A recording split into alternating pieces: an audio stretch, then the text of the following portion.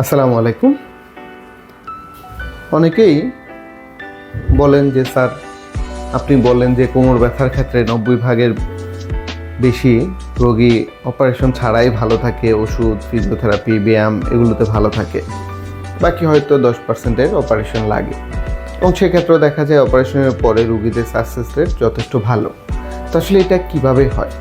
প্রথম কথা হলো, যার যেটা প্রয়োজন তাকে সেই চিকিৎসাটাই দিতে হবে। আপনার যখন কোনো একটা জ্বর হয়, কোনটার জন্য অ্যান্টিবায়োটিক লাগবে, কোনটার জন্য অ্যান্টিবায়োটিক লাগবে না, কোনটার জন্য অন্য চিকিৎসা লাগবে, সেটা খুব গুরুত্বপূর্ণ। একই জ্বরের হাজার হাজার কারণ আছে।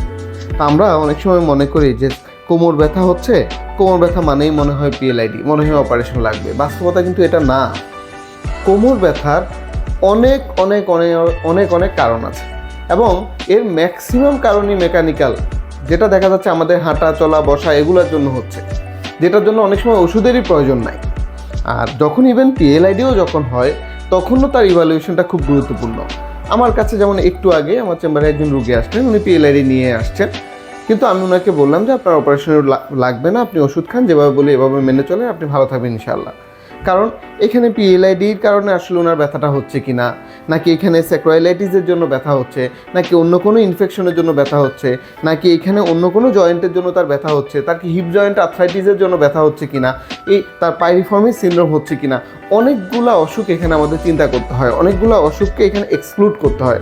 কারণ আমরা যদি শুধু একটা জিনিসে ফোকাস রাখি, তাহলে যেটা হবে যে অন্য অসুখগুলো এক্সক্লুড করা হবে না। পরবর্তীতে অপারেশনের পরে দেখা যাবে রুগীর হয়তো সিমটম ইমপ্রুভ হচ্ছে না বা রুগী ভালো হচ্ছেন না, তখন আমরা হয়তো খুঁজে পাবো যে তার হয়তো আরেকটা সমস্যা ছিল। তো অপারেশনের পরে সেটা না খুঁজে অপারেশন আগে আমাদের সেটা খুঁজে বের করে তারপর যার সার্জারি লাগবেই, যার অপারেশন লাগবে, শুধু তার ক্ষেত্রেই তার জন্য যেই অপারেশনটা সবচেয়ে বেটার হবে, যেটা তার জন্য সবচেয়ে ভালো হবে, সেটা করতে হবে। তাহলে রোগীদের ক্ষেত্রেও, রোগীদের জায়গা থেকে, রোগীদের পার্সপেক্টিভ থেকে এটা তাদের জন্য কল্যাণকর, পাশাপাশি আমরা যারা সার্জন আমাদের জন্য সেটা কল্যাণকর। সবাই ভালো থাকবেন। আসসালামু আলাইকুম।